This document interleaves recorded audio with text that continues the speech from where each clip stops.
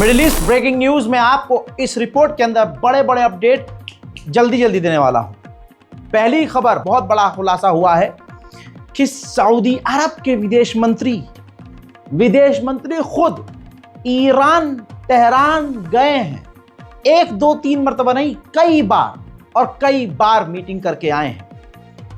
सबूत नहीं है कहीं, बस सोर्स कुछ दिन में आएंगे तो मैं आपको बता दूंगा। आपको 1 2 दिन में कहीं और लिखित में मिल जाएगा, लेकिन मेरे सोर्स जो बता रहे हैं वो एक्चुअल है। अब ये भी हमने तहकीक की कि क्यों सऊदी अरब ऐसा क्या कर रहा है चुपके से, तो पता ये चला जो काम पहले कतर करता था, कतर ईरान और अमेरिका की इनडायरेक्ट बात करवाता था, तनाव कम करवाता था, वो काम सऊदी अरब कर रहा है, जो कि अच्छी बात है। सऊदी अरब के विदेश मंत्री ने ईरान का कई बार गुपचुप दौरा किया है और अमेरिका और ईरान के बीच इस वक्त मीडिएशन के तौर पर काम कर रहा है। इसी तरह से सऊदी अरब मीडिएशन के तौर पर रशिया और अमेरिका के बीच है, और इस तरह से वो अगर जंग कई जगह तनाव ख़त्म करवाता है तो सऊदी अरब के इतिहास में सऊदी का ये कुछ अच्छा काम होगा। अब ईरान और ईरान के समर्थकों के लिए एक बुरी खबर। इस ज़रा मैप को देखिए, मैं आपको दिखाना चाहूँगा। अमेरिका ने डियागो गार्सिया AFB इस इलाके में, इस एरिया में ईरान और यमन के खिलाफ B2 बॉम्बर, परमाणु बॉम्बर तैनात किए हैं। उस परमाणु बॉम्बर की खासियत ये है कि ये जो ख़ास परमाणु बॉम्बर है ये बंकर को तबाह करने के लिए काफ़ी है। ये स्पेशली बंकर को तबाह कर सकता है। तो इस परमाणु बॉम्बर के रेंज में यमन और ईरान दोनों हैं। मैं फिर से बोल रहा हूं, अब मैं आपको एक्सप्लेन करता हूं कि ये बंकर ब्रस्टर परमाणु क्यों तैनात किया गया है। मिसाइल सिटी आपने देखी थी ईरान की, और ईरान के, मैं एक्चुअल चीज़ बताता हूं, ईरान की जितनी मिसाइलें हैं, ईरान के जितने हथियार हैं, ईरान ने सब के सब ज़मीन के अंदर छिपाए हुए हैं। ज़मीन के अंदर हथियार वो ऊपर ज़मीन के रखता ही नहीं है।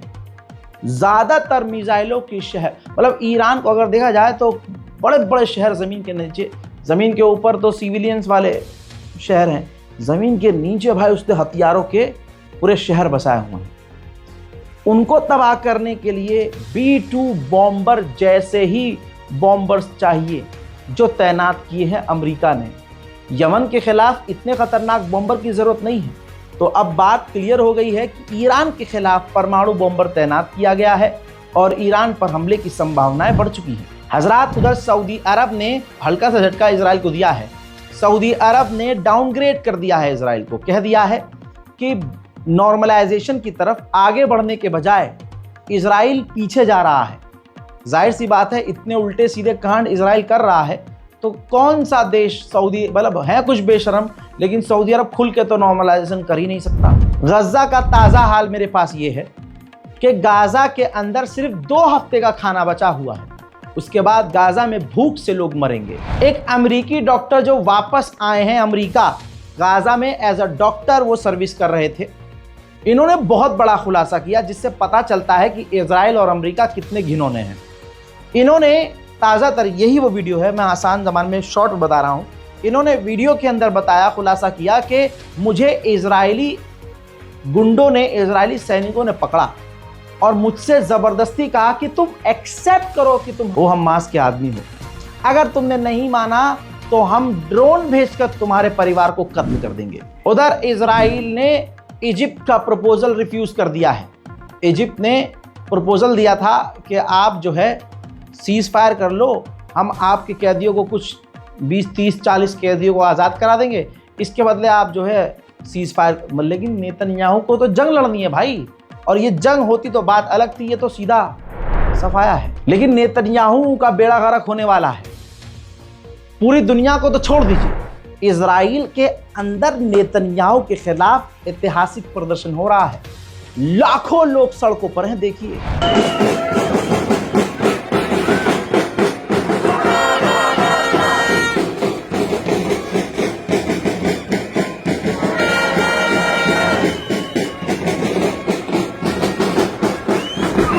उधर इजराइल के एक और सीनियर कमांडर ने रिजाइन दे दिया है।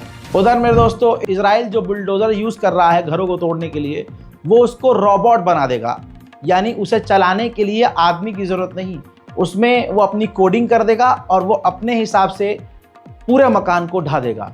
इस तरह से फिलिस्तीनियों के घरों को तोड़ेगा इजराइल। हजरात, बड़ा अपडेट एक और बता दूं, जैसा आपसे वादा किया था कि इस अपडेट में आपको बहुत बड़े अपडेट देने वाला हूं। लेबनान की आर्मी, ऑफिशियल आर्मी, हिजबुल्लाह के खिलाफ एक बड़ा ऑपरेशन प्लान कर रही है अमेरिका के साथ मिलकर।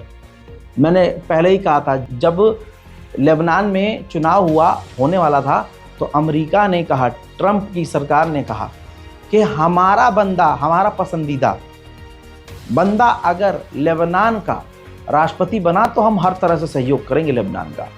और अमेरिका ने नाम दिया था लेबनान की आर्मी के सबसे बड़े कमांडर, यानी सैन्य चीफ, आर्मी चीफ, और वही राष्ट्रपति बने। अब जो राष्ट्रपति हैं, अब उसका फायदा होते दिख रहा है।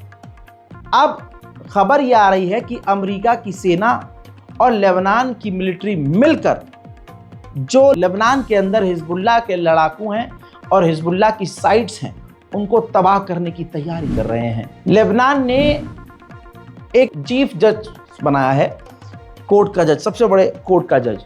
तो अमेरिका ने इस पे कहा है कि उस जज को हम मॉनिटर करेंगे कि वो हिजबुल्लाह के खिलाफ क्या काम कर रहे हैं। यानी अमेरिका वो देश है, जब इसके चुनाव होते हैं या कुछ भी होता है और कोई कुछ बयान दे दे कोई देश, तो कहते हैं कि ये हमारे देश के अंदर आंतरिक मामलों में बोल रहे हैं, ये गलत है, हम पाबंदी लगा देंगे, ऐसा कर देंगे। और यहाँ राष्ट्रपति बने तो उसमें उंगली, कोई जज बने तो अमेरिका उसमें करे उंगली, सेनापति बने तो उसमें उंगली। तो ये दोगली पॉलिसी अमेरिका की है। उधर लेबनान के राष्ट्रपति ने फ्रांस से रिक्वेस्ट की है कि इजराइल को मनाओ और समझाओ और सीज फायर करवाओ। मॉडर्न जमाने का गाजा एक ऐसा मुल्क बन चुका है जिसमें इतिहास में, इस मॉडर्न इतिहास में सबसे ज्यादा बच्चों के हाथ पैर काटने पड़े हैं। 4500 गाजा के लोगों के हाथ पैर काटने पड़े हैं इजराइल की बमबारी की वजह से, जिसमें 800 बच्चे और 540 औरतें शामिल हैं। 1.96 बिलियन डॉलर के एडवांस MQ-9 रीपर ड्रोन, अमेरिकी ड्रोन, अमेरिका ने कतर के लिए अप्रूव कर दिए हैं। मान लिया होगा कतर ने भी कि इजराइल का विरोध नहीं करेंगे हम। उधर इंडोनेशिया ने झटका दे दिया इजराइल को और कह दिया कि हम फिलिस्तीनियों को नहीं लेंगे। ताज़ा तरीन अपडेट मिल रहा है कि यमन के ऊपर एक बार फिर से अमेरिका ने बड़े हमले किए हैं। हजरात, डोनाल्ड ट्रंप एक नया कानून लाने वाले हैं कि अमेरिका के हिसाब से, गवर्नमेंट के हिसाब से, जो स्टूडेंट फिलिस्तीन और हमास का समर्थक नजर आएगा उसे परमानेंट अमेरिका में ब्लॉक कर देंगे, भगा देंगे बाहर, उनको अमेरिका आने ही नहीं देंगे। उधर अमेरिकी यहूदी एक्ट्रेस, हॉलीवुड एक्ट्रेस, उसने इजराइल के नरसंहार की निंदा की है। अल्लाह इसकी जान को सलामत रखे और हॉलीवुड इसका बाइकआउट न करे और इजरायली खुफिया एजेंसी इसको ख़त्म न कर दे। सुनिए। As a queer person, as a Jewish person, and as an American, I am horrified by the Israeli government's massacre of well over 65,000 Palestinians in Gaza. I am ashamed and infuriated that this mass murder is funded by our American tax dollars. It should not be controversial to say that we should all be against murdering civilians. I know that calling for a ceasefire and the release of all hostages begs for the safety, security, and preservation of life of both Palestinians and Israelis. I know that my call for a liberated Palestine comes from a desire for mutual safety of all people living in the region, and I know that my condemnation of Israel's bombardment of Gaza is not despite what I learned in Hebrew school, but because of it. I see it as antithetical to our deepest Jewish traditions to fall in line and not question the actions of a state enacting atrocities in our name. Israel's actions are not in the name of Jewish safety, and it is the very conflation of Israel's actions with the Jewish people that continues to endanger Jews around the world. We have to look into the tearful eyes of the children of Palestine orphaned by American bombs and say, no, never again is now, never again for anyone. Spain के विदेश मंत्री ने मुंह पे थप्पड़ मारा है Israel के, कहा है कि हम उन पर लगातार पाबंदी लगाते रहेंगे, उनसे दूरी बनाते रहेंगे, जो 2 स्टेट सॉल्यूशन के खिलाफ होगा। हजरात देखिए, अब जो खबर बता रहा हूं उसके लिए प्रूफ पहले लगा दूंगा। कभी आड़ भक्त ये ना कहें भाई ये तो ये झूठ बोल रहा है, ये तो हमारे पापा को बदनाम कर रहा है। देखो बाबू, देखो हिंदी की ही रिपोर्ट है नवभारत टाइम्स की, इजराइल के हर स्कूल में 5 लड़कियां कम से कम जिस्म फरोशी के धंधे में। हमास और हुती के हमले के बीच इजराइल के अंदर यह बड़ा खतरा मंडरा रहा है। हजारों इजरायली युवा लड़कियां वेश्यावृत्ति के दुष्चक्र में फंस चुकी हैं। हर स्कूल के अंदर एवरेज 5 लड़कियां अपना जिस्म बेच रही हैं। यह एडवांस देश है दोस्तों, ये तुम्हारा पसंदीदा देश है। बहुत बढ़िया, अल्लाह की लाठी में आवाज नहीं होती। उधर यूरोप की डेलीगेशन इजराइल आई थी। आप जानते हैं कि पूरा यूरोप पहले से ही इजराइल के साथ है। इजराइल की सेना की हकीकत ये है, ये हिजड़े ऐसे हैं, वेस्ट बैंक में पहले एक घर पर कब्जा किया, रेड किया और एक बच्चे की साइकिल को चला रहा है इजराइल का सैनिक। घरों को लूटा जा रहा है, घरों को गिरा, जो मन में आ रहा है हो रहा है। रूस का जो मिलिट्री बेस सीरिया में है उसकी एक तस्वीर आई है। अल्लाह भाई, मैं तो दिल से दुआ रशिया के लिए निकलती है, कुछ कुछ जो अच्छे काम कर रहा है। सीरिया के अंदर जो अपनी जान बचाकर बच्चे और परिवार वाले और कुछ सीरिया के लोग सीरिया में मौजूद रूस के बेस पर हैं, उनका पूरा ख्याल रशिया रख रहा है। हज़रात मोहतरम, इस रिपोर्ट को शेयर ज़रूर कीजिएगा, रिपोर्ट पर अपनी राय ज़रूर लिखिएगा, चैनल को सब्सक्राइब कीजिए। जय हिंद।